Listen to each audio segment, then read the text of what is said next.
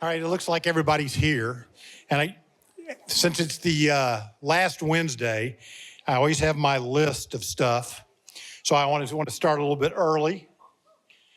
But before I do, some of y'all have been here before, have seen what I'm about to put up there on the screen. But, you know, it's so hot. I don't know what it was today, but 100 and a million. And I was really busy today. I had a lot of running around to do. And I was hungry, and I thought, I don't really have time to stop and eat. So I thought I would just eat on the run. So I had a couple of hot dogs. I had the buns and the mustard inside. So again, thank you all for coming. It's been a great summer. I mean, we're close to probably 6,000 people over the 8 weeks this summer, and it's just been fantastic. So none of that happens without a bunch of help. And I want to recognize a lot of the people that have done that. And the first group is our committee members. You know, I come and do this, but somebody was asking me at dinner, you know, about, you know, have I read all the books and do I know the reviewers? And I go, no, I really don't.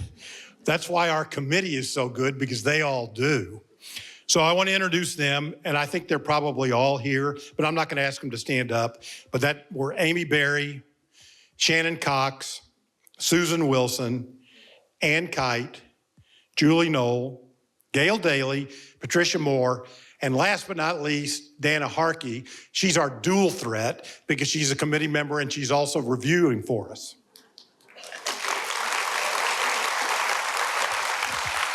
And upstairs, our tech guys, one who's been doing this, as far as I know, for at least 30 years. And that's the man that controls the buttons. That's Jackson, Dana's husband, Jackson Harkey. And also Marcus Hawthorne. And tonight, Alex, I think, is up there too. So these guys do a great job. And for those of you all that go online in weeks after the reviews and watch them, they're all responsible for the filming, and if you call it filming anymore, and getting those things up so we can all watch them as we want to. And for those of you all that eat, and those of you that don't, you really should, Joni Thompson and Preston Hollow Catering and her staff do a fantastic job. Every week I think, boy, the food was really good. And then the next week, I think, this was even better. And in all the years that we've been doing this group, far and away, is the best food service that we've ever had. So thank them.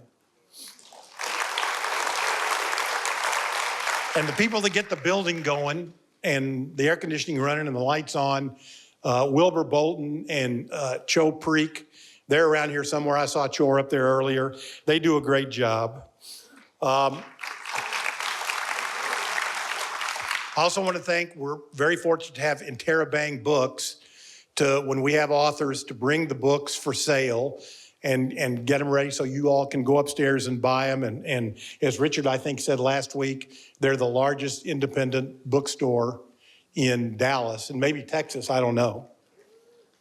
In Dallas. And of course, I'd be remiss if I didn't talk about Richard Stanford, because all these years, maybe not all the years that I've been hanging up here, but almost all of them, the person that really has done a lot of the legwork and gets all these reviewers and makes sure everybody's in line and does the schedule, well, that's Richard Stanford. Before I forget, if you have your phone on, see if you can put it on silence, because apparently there are a lot of Amber Alerts going on right now. I had nothing to do with it, but yeah, sometimes they do it no matter what, but we'll soldier on. So, having said all that, I want to bring Amy Berry up, because, you know, in the 30 years I've been the head of this committee, I've run off a lot of people I know. And it appears that I've run off one more, and that's Arang Sistuli. Arang, where are you? Well, come up.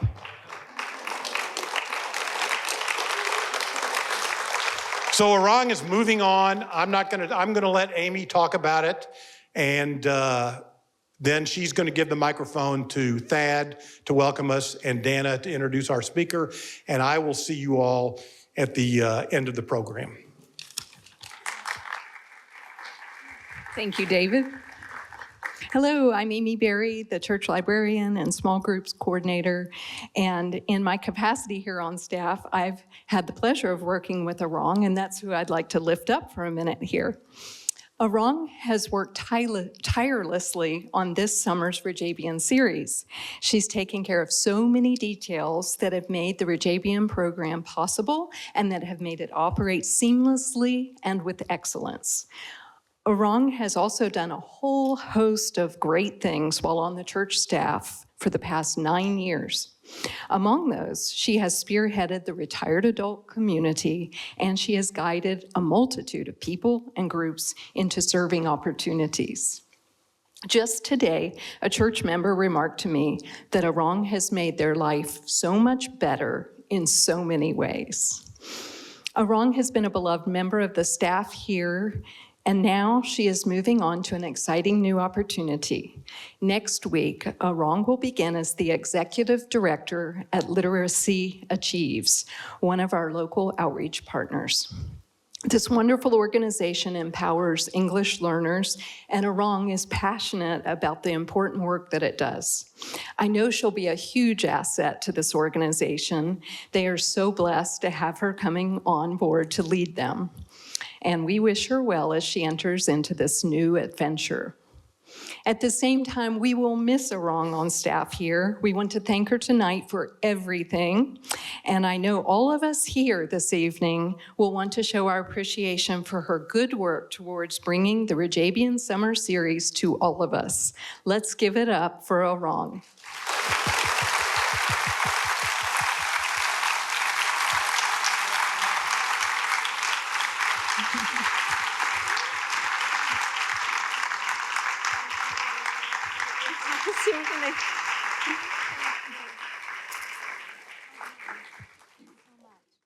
I think if you're in Texas, you get yellow roses, correct? Right? Thank you, Arang. And thank you, David. And now I'd like to bring up our Connections pastor, Thad Williams, to welcome you to Highland Park United Methodist Church.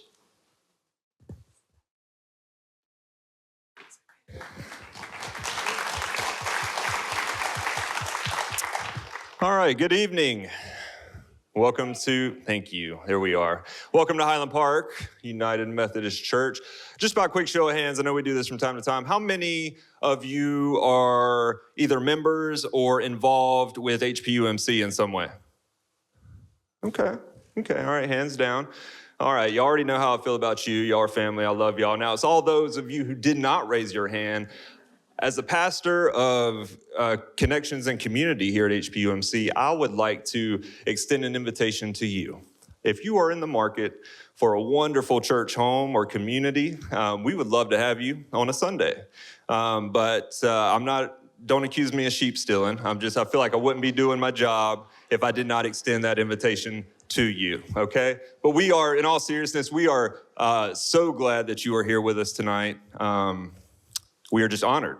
And honestly, my cup overflows when I see something like this. This is a beautiful picture of really what the church should be.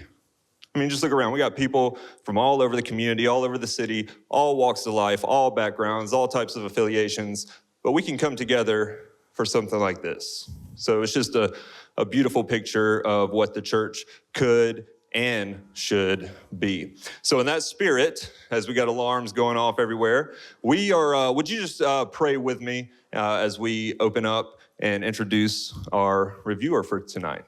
Let's pray together.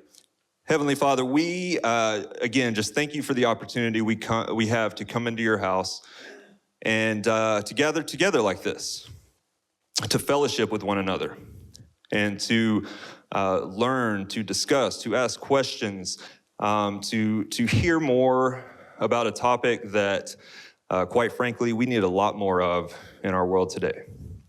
So, Father, we just thank you for this time of this picture of unity in the community. We pray that you would use us to be agents of social justice and racial equality. And Father, just help us to see people the way that you see them. Help us to love people the way that you love them. And Father, we just ask that you would bless our time together this evening. Be with our reviewer as she shares. And I just pray it would be a fruitful conversation. And as we go out from this place, I pray we would be better for having been here tonight. Thank you for each and every one in this room. I just pray blessings over them and their families and their homes, and pray for protection as we leave this place. And Father, we thank you for what you're going to do in this time together, and we ask it all in the precious and holy name of Jesus. Amen. Amen. Well, now we'll invite Dana Harkey up.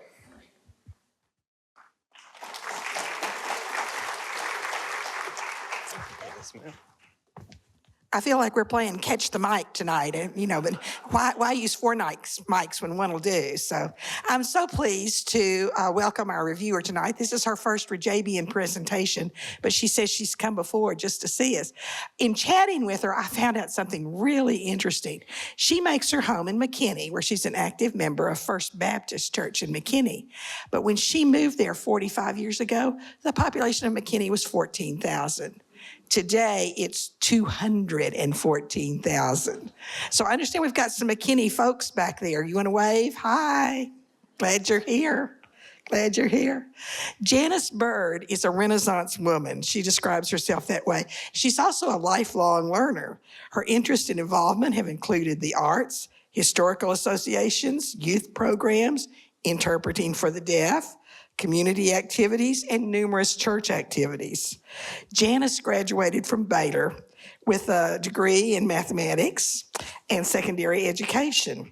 She earned a master's in library science. Amy was so happy to visit with her from the University of North Texas. She's the mother of 2 grown children and the grandmother of 4. She's worked as a teacher and an accountant, a seamstress. See, all that math background's really useful. A freelance writer in the Dallas Morning News opinion columnist, a radio book reviewer, as well as having been a book reviewer for 15 years or more. She, for 19 years, she served as the director of the media library of First Baptist Church in McKinney. And for over 40 years, this is very interesting, she's traveled on overseas mission trips 1 or 2 more times each year with her church to work with Christians from partnering churches. And recently, she has just come back from her, she's been there many years, but from a visit to Hungary, where she works with vacation Bible schools for youth and children and some adults in Hungary, all over Hungary. So just come back from that to come here and share this information with you all about Teddy and Booker T. Janice.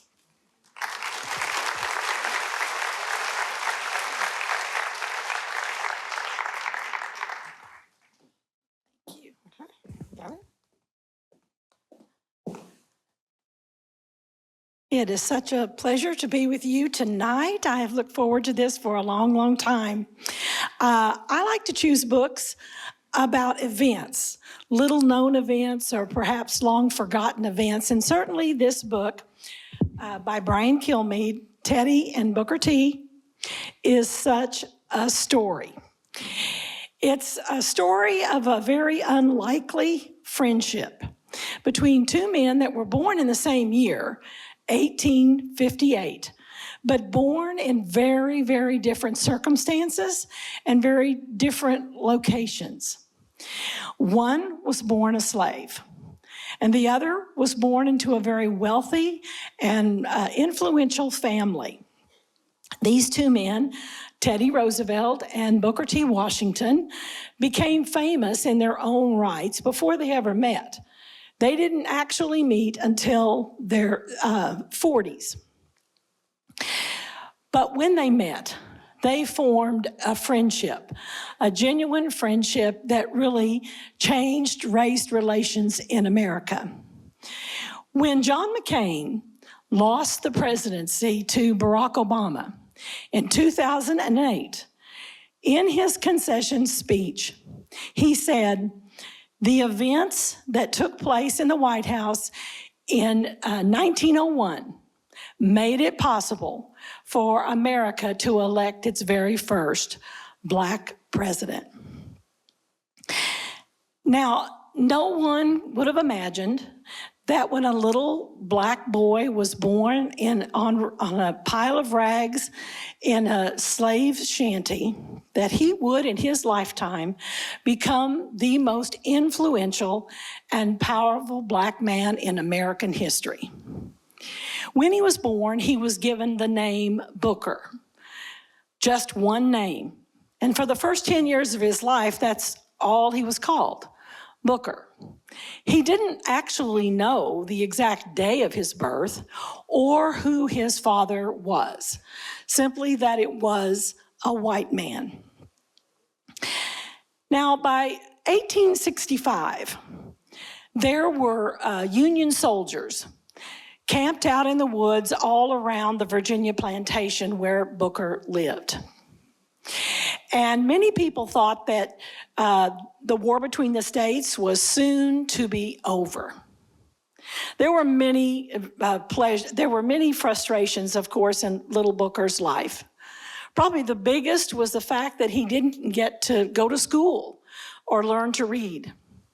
He asked his mother one day why it was he couldn't go to school. And she told him that people believed it was too dangerous for Black people to read. Well, eventually those soldiers came to the plantation where Booker was living with his mother and his siblings. They gathered everyone on the veranda, and one of the soldiers read the Emancipation Proclamation. No one there knew that that proclamation was actually 2 years late.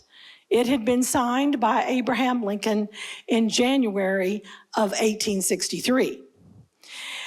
When it was read, or when the soldier finished reading it, he turned to the slaves and said, "You're free.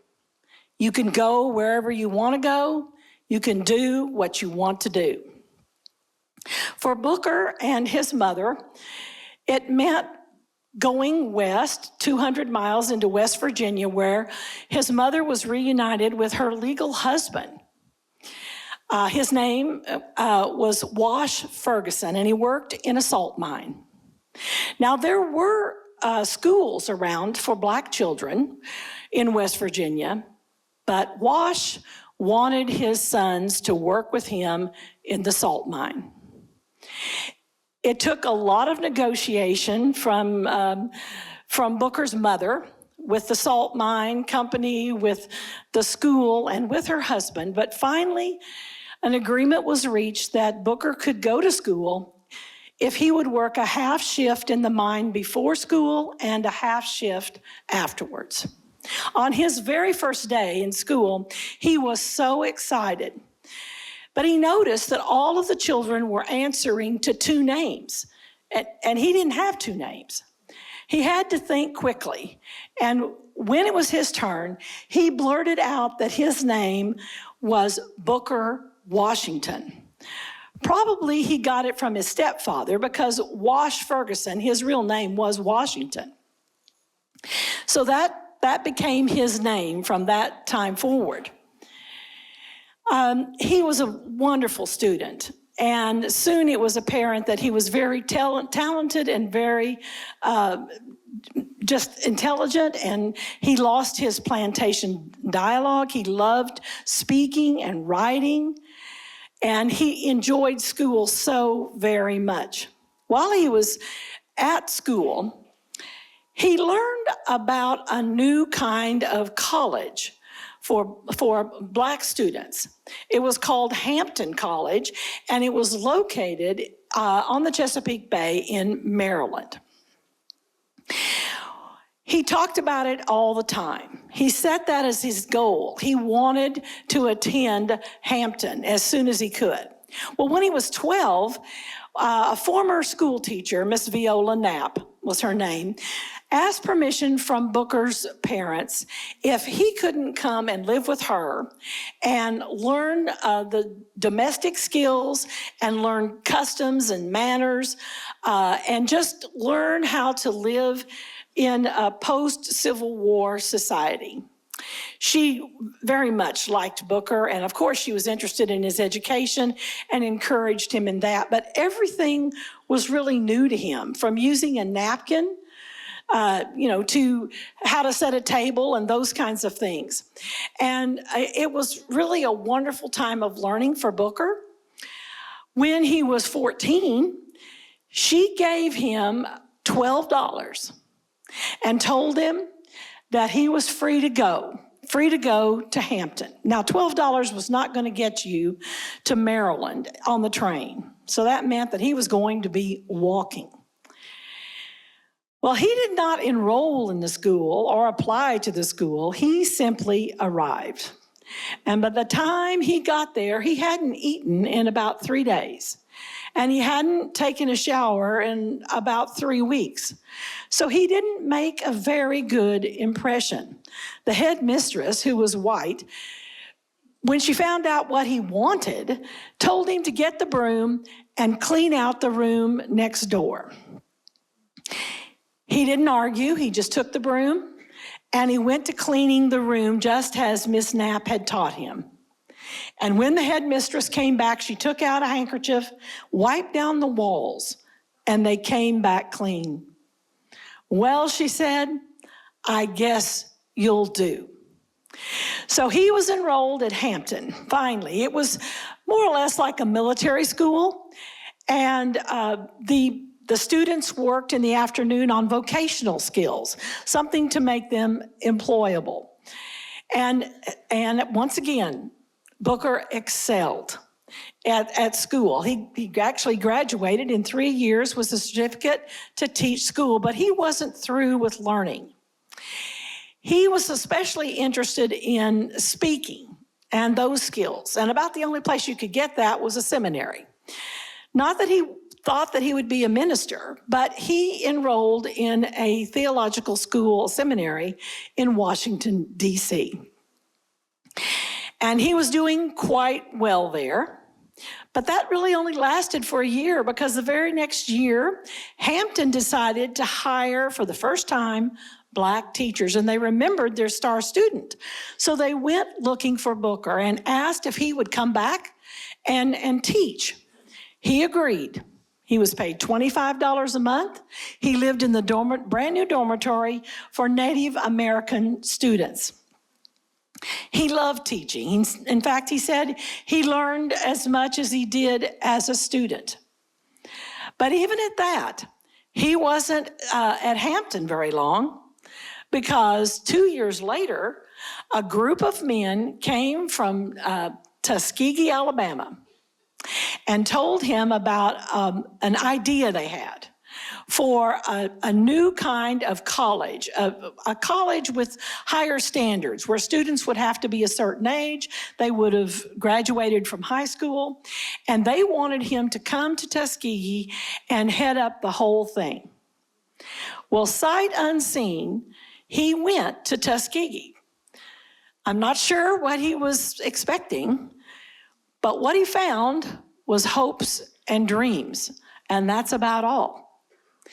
These men had been, that had come to him with the idea, had been given 30 acres of land. Now that's it. They had no buildings, they had no teachers, no students, no curriculum, nothing. All of that was to be Booker's responsibility. And he had an idea to run this school a little bit like Hampton, where the students would not pay tuition, that they would put in sweat equity and literally build the campus with their own two hands. But first he had to have at least 25 students to start. He took out a loan. He planted cotton in 20 acres of land, hoping that the proceeds from that would give the school a start, which it did. Then he asked the AME church to give him a building so that the first class could meet. He started enlisting students until he got his 25, and they started. Now, his idea for himself was to be a fundraiser. And he wanted to go across the country and let everybody know what was happening in Tuskegee. But of course, he couldn't do that when he was the only teacher on staff. So with his 25 students, he started, but immediately the school began to grow. Within 6 months, they had 50 students. And the cotton produced a lot, and he paid back the loan, and things were going very well. Eventually, he would hire more teachers. The person that he hired to replace himself was a lady named Olivia, and she was from the North. She was an experienced teacher, but more than that, she knew who to send Booker to in the North to ask for money, to ask for help. And so that's how he started. He found it a lot easier going north of the Mason-Dixon line. He was able to get a hotel a lot easier and to travel a lot easier. But more than that, the newspapers were very curious and interested in what he was telling them. And they asked him questions, and they printed his answers. And soon they were asking him to write articles for all of the big newspapers in the North. After that first trip at fundraising, he raised about $3,000, which would be about a little over $100,000 in today's money. And he came back to Tuskegee, and he felt confident, not only in himself that he could do this, but that the school was going to survive, and it was going to be really successful. So he had confidence, and he asked his girlfriend from Hampton days, Fanny Smith was her name, to marry him. She agreed, and 9 months later, they had a little girl. Her name was Portia. He happened to be there for the birth of his child, but he really wasn't at home much at all. He spent 9 months out of the year traveling all across the northern part of the United States, asking for money and telling people about the Tuskegee Institute. He became quite well known, and probably his biggest break was when he was asked to speak before Congress. He became known as the Moses of the South. He was actually away in Philadelphia when he got word that his wife, Fanny, was very ill and that he needed to hurry home. Well, it took him 2 days by train to get home, and when he got home, he found that his 26-year-old wife was near death. She lived 24 hours and died in his arms. It was an unbelievable tragedy for him.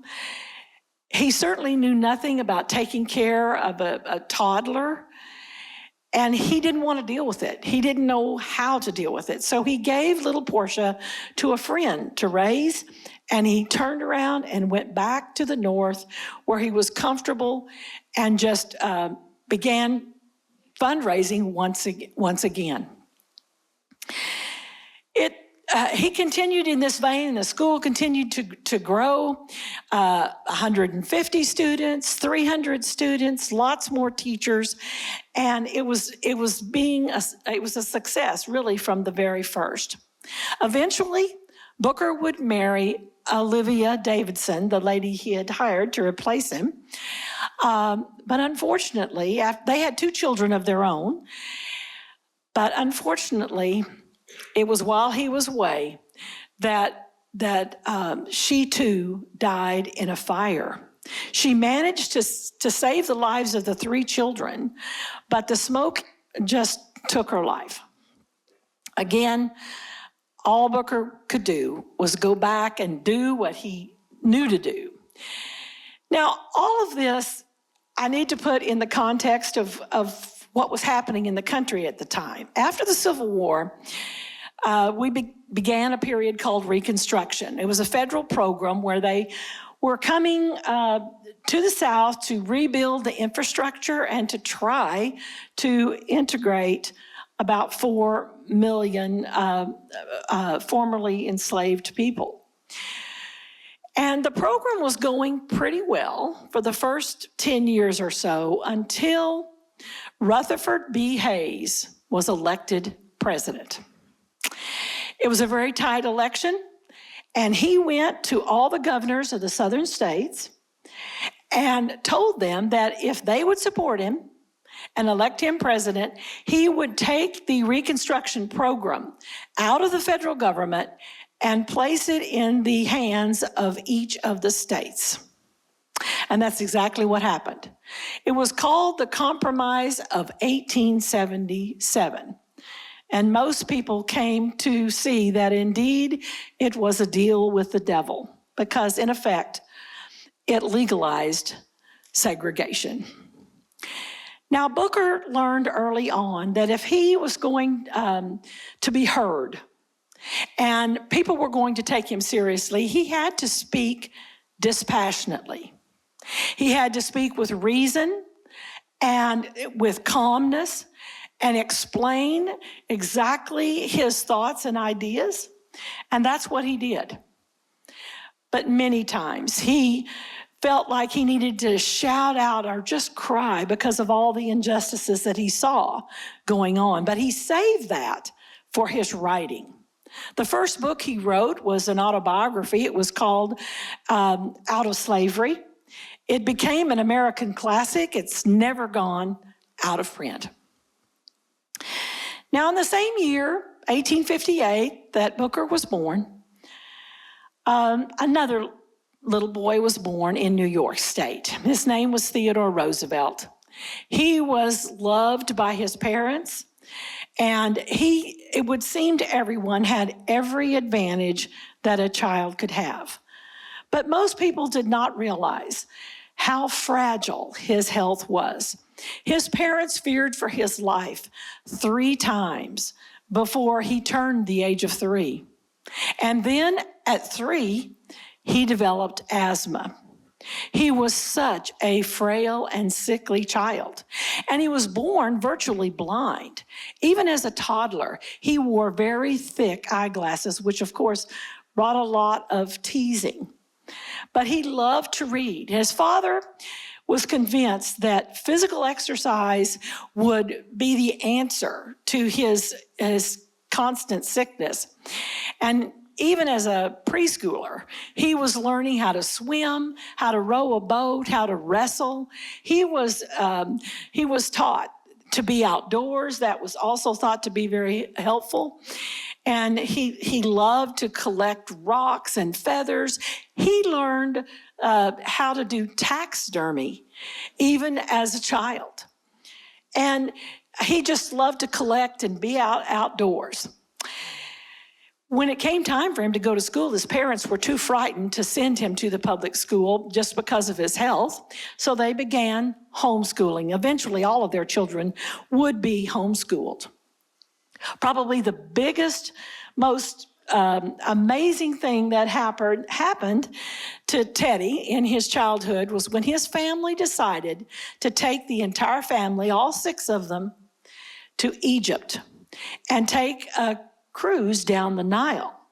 Well, there were a lot of wealthy people that could have afforded to do that, but nobody, no matter how much money they had, didn't take children, to Egypt. It was so dangerous and so difficult and so long even to get there. But it opened up a whole new world to Teddy Roosevelt. And he says that for the first time, his interest in everything, especially the outdoors and nature and all the new things that he was experiencing, just came alive for him. When it came time for him to go to college, he chose Harvard. Harvard was a very different experience for Teddy Roosevelt. For one thing, he never sat in a classroom. Secondly, he didn't live in the dormitory. He had an apartment all to himself. That was his parents' doing. It was near to campus. And of course, that brought a lot of teasing as well. He wore those big, thick glasses too. But soon he had all the friends he could ever want because he was quite an athlete. And even then, being a star athlete meant a lot. He was the head of the championship rowing team for Harvard.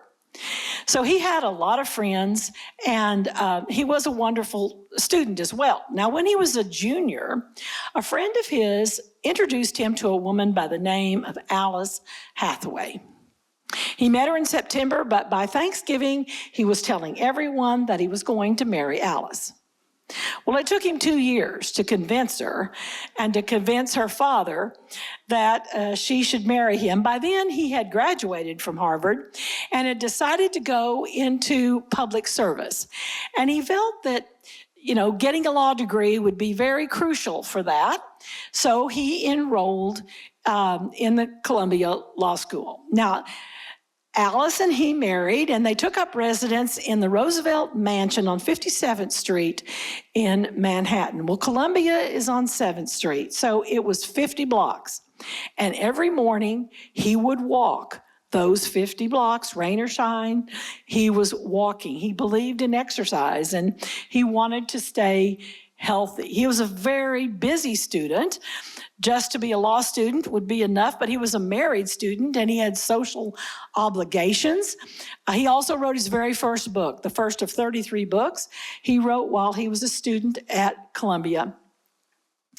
And the book was entitled The Naval Battle of 1812.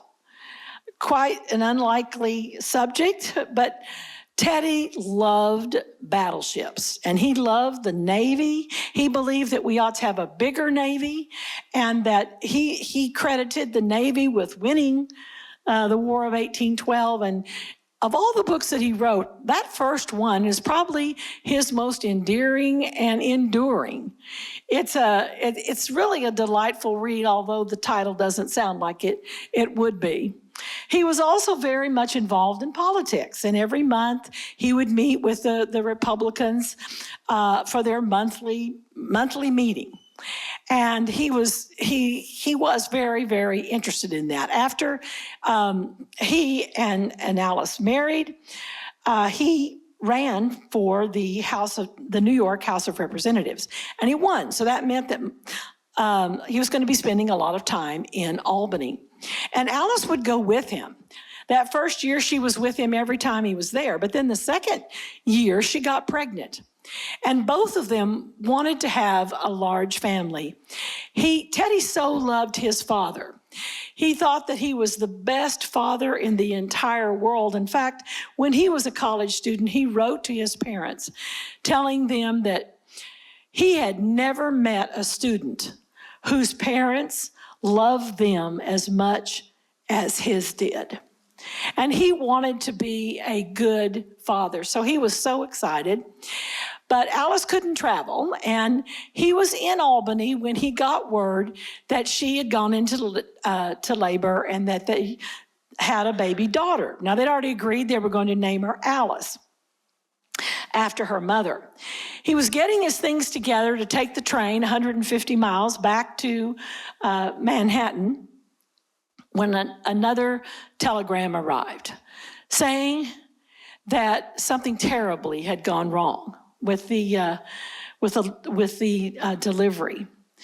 And now Alice, his wife, was in critical condition. He hurried back as best he could. The first news that he got when he opened the door of his house was that his mother had died that morning.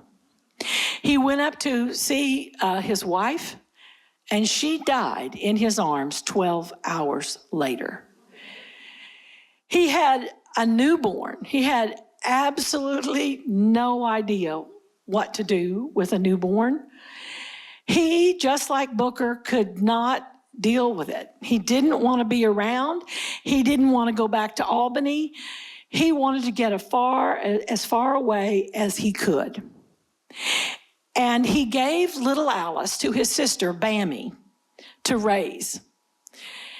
Now, for Teddy, getting away was the farthest reaches of the United States territory. It was called the Badlands, the western edge of North and South Dakota territories. In his mind, he thought he was going to live the rest of his life as a cowboy with a horse and a rifle, and he was going to have a solitary life living in the Dakota territories. Now, he did learn to be a cowboy. He learned to rope and to ride, and he participated in roundups, and he even learned how to cook out of a chuck wagon and all those kinds of things that cowboys do. But he was also a very educated and wealthy man. So he bought property, and he traded, and he was interested in all kinds of new inventions that were coming on the scene to help with the development of the West. He would go home about once a year, stay for maybe a month, maybe 2 months, and then go back. Well, it didn't take him too long to realize that the Dakota territories could never be more than just a home away from home for him. He loved his family too much. He was back in Manhattan when a friend introduced him to Edith Caro. And by the time he was to leave in a month, he had already proposed to Edith. She accepted, although she wanted to postpone their wedding for a year. She was from England, and her family was there. She wanted to be married and honeymoon in England. And so he agreed. That gave him time to go back to the Badlands and take care of unfinished business. So he and Edith married. Now, she did not want to live in the mansion on 57th Street, so they made their home Sagamore Hills on Long Island, another one of the Roosevelt properties. And of course, Edith wanted to have a lot of children too. They had 5 children, he and Edith, but it took a lot of talking and more than talking to get Bammy to release little Alice into her father's custody. She had grown to love Alice and she wanted to raise her, but finally she agreed to turn over Alice to her father and his new wife. Well, Roosevelt ran for mayor of the city of New York, but he lost. Not to worry, he was very well connected, and he was made the police commissioner of New York City. Now, this was a great job for Teddy. He loved it. He was different from any police commissioner before. He liked to invite reporters in, even have them follow him around as he investigated cases. He started the bicycle patrol in New York City. And he started the police academy, which became a model for a lot of, police academies across our country.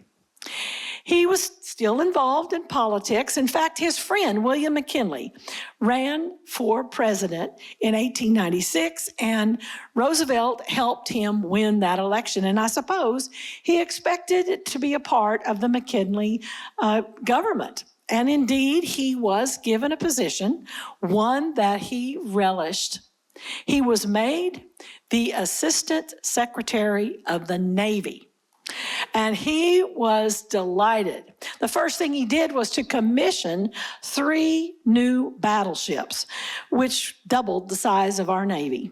And he believed that the military should be strong and have an influence around the world. So he was very happy in that job. However, at this time, there was a war going on just south of the United States in Cuba.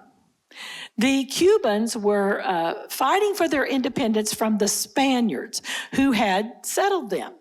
And President McKinley was very much on the side of the freedom fighters. And it wasn't long before McKinley declared war on Spain. That was the Spanish-American War. And when he did that, he asked for 125,000 volunteers to go down to Cuba and help the freedom fighters win their independence. And when that happened, Teddy resigned his position as Assistant Secretary of the Navy. He joined the Army. He was immediately made a colonel. and put in charge of all of these volunteers. Now, there was something a little bit different about Teddy and his getting into the Army. He ordered his uniform from Brooks Brothers. Now, there was a good reason. He was so dependent upon his glasses. He couldn't see anything without them. He never went anywhere without a couple of spares. So he wanted a special uniform, a jacket with lots of pockets on the inside, so he could carry these spare glasses and lots of other paraphernalia that he thought was necessary. So he went down to Cuba. The soldiers loved him. He slept and ate with the enlisted men, and he remembered something from his days as a cowboy. Those handkerchiefs that the cowboys wore over their nose and mouth, he thought they would come in really handy for the soldiers in Cuba. So he ordered thousands of them. And when the soldiers wore those handkerchiefs, they did look like cowboys. And soon, all of them were known as Teddy's Rough Riders. Now, they became very famous for their ability to fight and win. Roosevelt himself had a horse shot out from under him. He was shot himself twice and miraculously survived it all. And really, the war was won when those Navy ships that he had commissioned came down to Cuba and blockaded the island, and the Spanish gave up.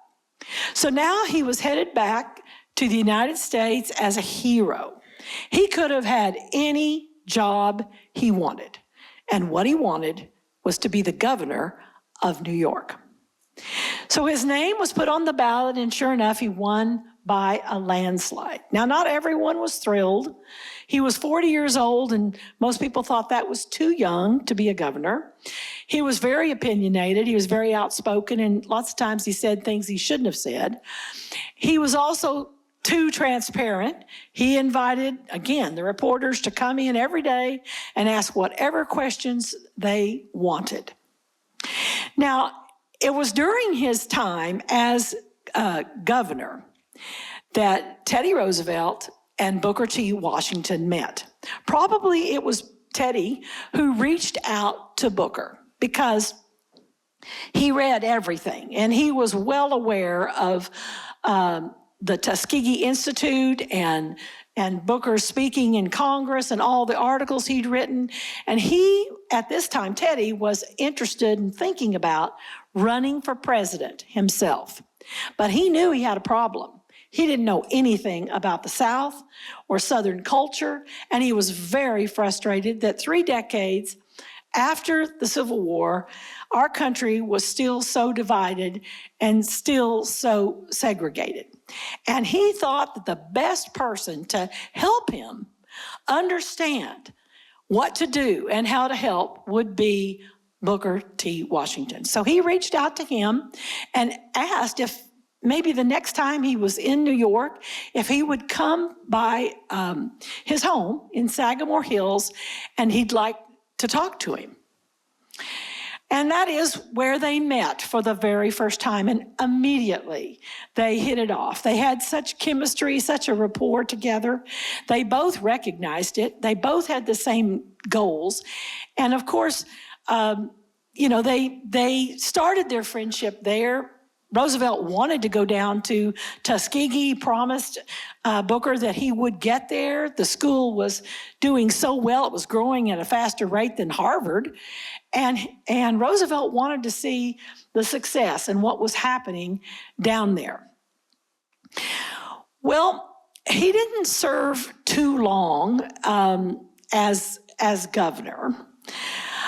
His friend, William McKinley, was up for re-election again in 1900, and he needed a new running mate. Now, back then, the vice president had to win an election on his own. The presumptive president couldn't just appoint someone. And everyone was talking to him about putting his name in as the vice presidential candidate. But he didn't want to do it because he knew that being vice president was a nothing job, nothing to do except preside over the Senate, and they only met from January to March. And it was just a do-nothing job. He didn't want it.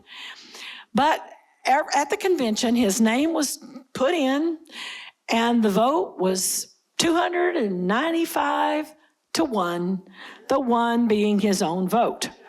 He did not want to be vice president, but nevertheless, McKinley wanted him to be, and he was a team player, so he said yes, he would run as the vice president with McKinley. He sort of reconciled it all by saying, well, he had 6 children at home, and when his job was over in March, he would just go back home and play with his kids. He would be a great father, he hoped, as good as his father had been to him. They would go on adventures, and that's what he planned to do. But those plans were sadly interrupted. It was in September of 1901. McKinley was speaking before a large crowd, actually was opening a building for a World's Fair in Buffalo when a lone gunman stepped out and shot him.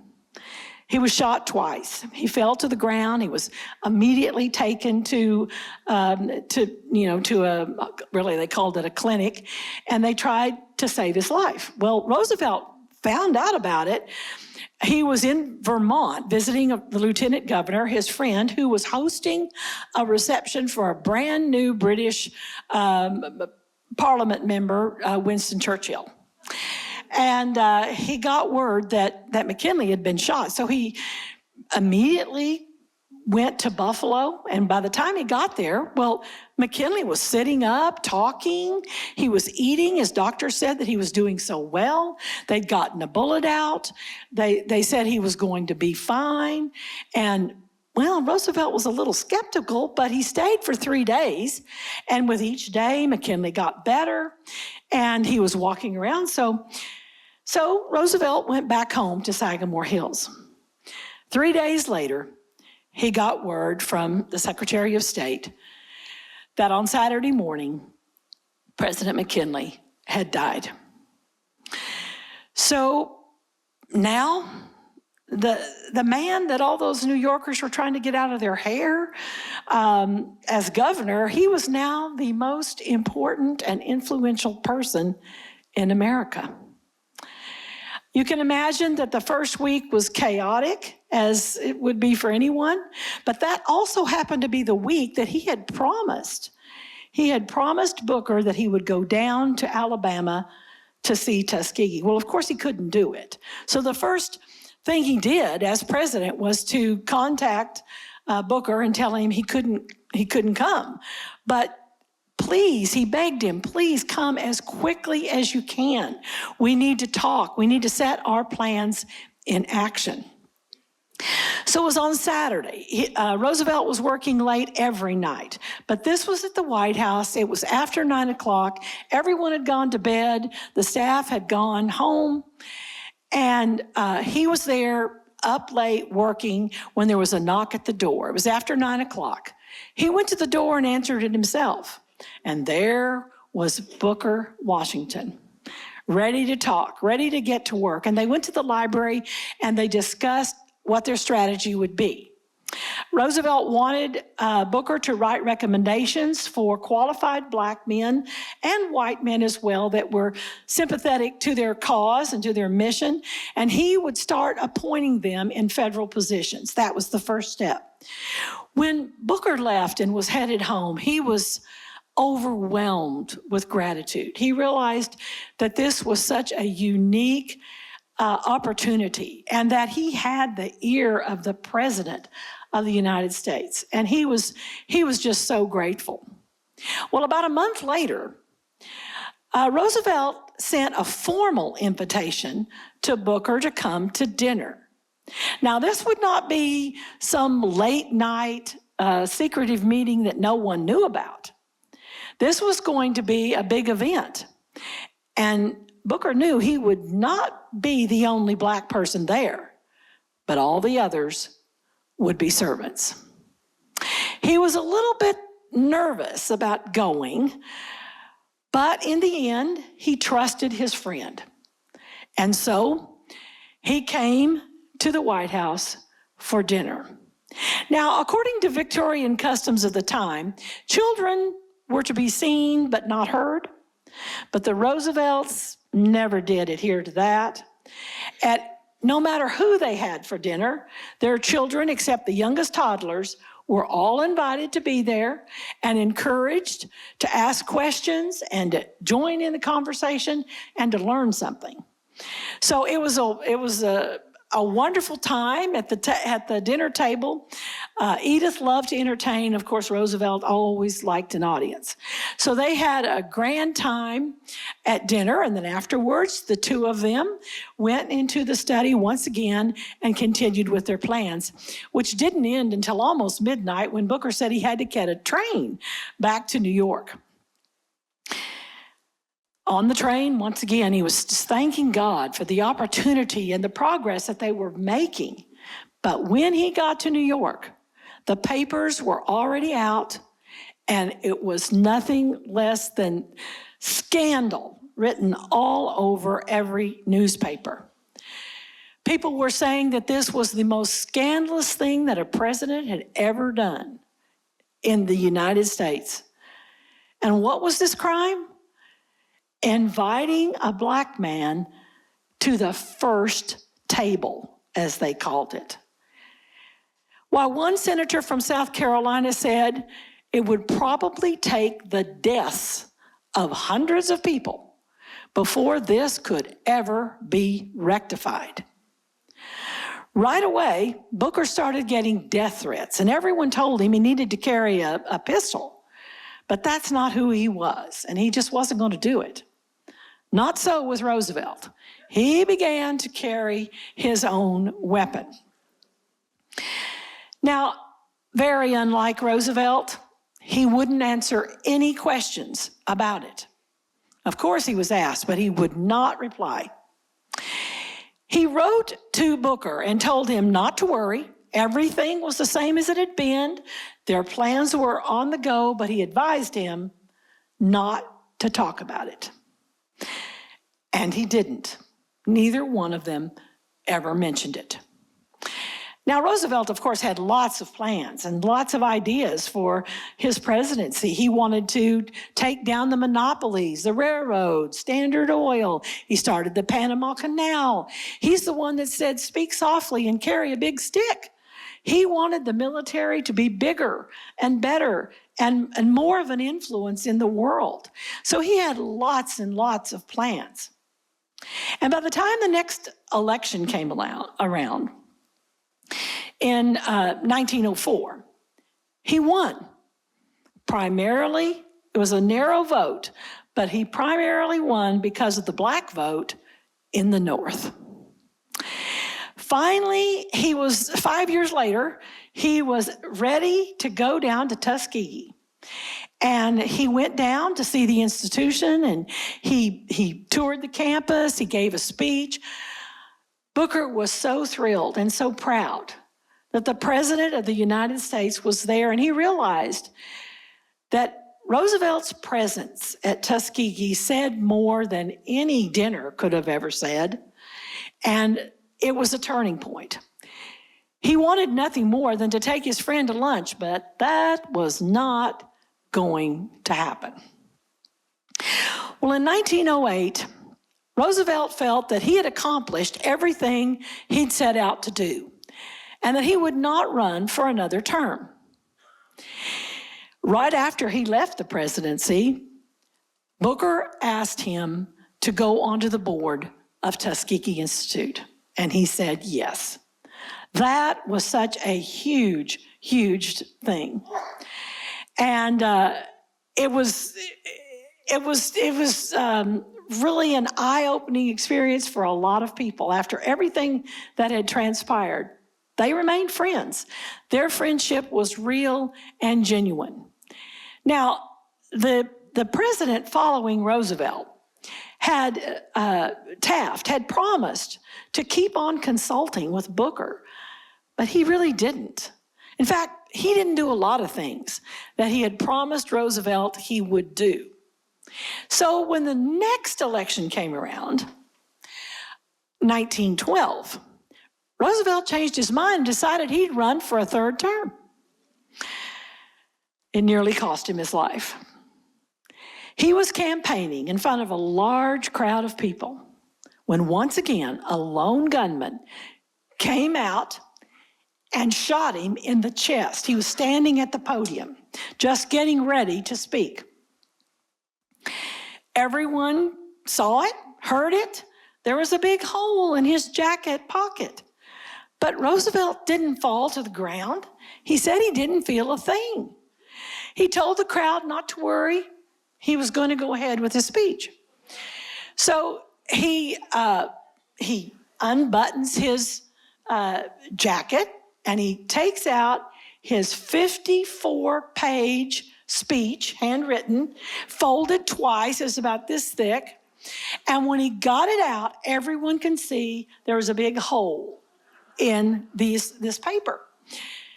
Then he unbuttoned his vest to get his eyeglasses. And when he did that, everyone could see blood totally all over his shirt. He had been hit, but it was really a superficial wound. His life has been saved by those 54 pages of notes and the steel eyeglass case that was in his vest pocket. But despite all of that, Roosevelt lost the election of 1912. So he went back home to write books. He wrote his own autobiography. It was simply called Autobiography. And it was a big book, but he made two big omissions. For one thing, there was not one sentence in that book about his time as the vice president. It's like it never happened. It was so insignificant to him. And he never said a single word about that dinner in the White House in October of 1901. He wrote many books.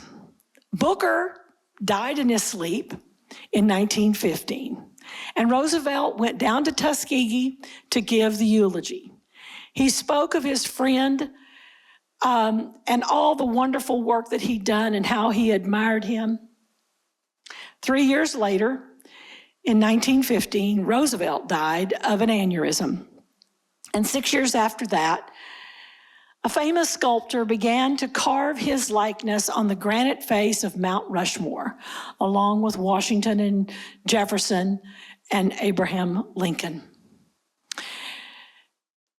Brian Kilmeade ends his book by saying, we cannot overstate how much of an influence Booker T. Washington was in the life of Teddy Roosevelt and in race relations in general. These two men were genuine friends. They were the right men at the right place, two virtuous and honorable men who tried to do what they knew to do. Today, America is the most successful multicultural country in the world. We are not perfect, but we continue to be exceptional because we never stop trying to be. Thank you very much.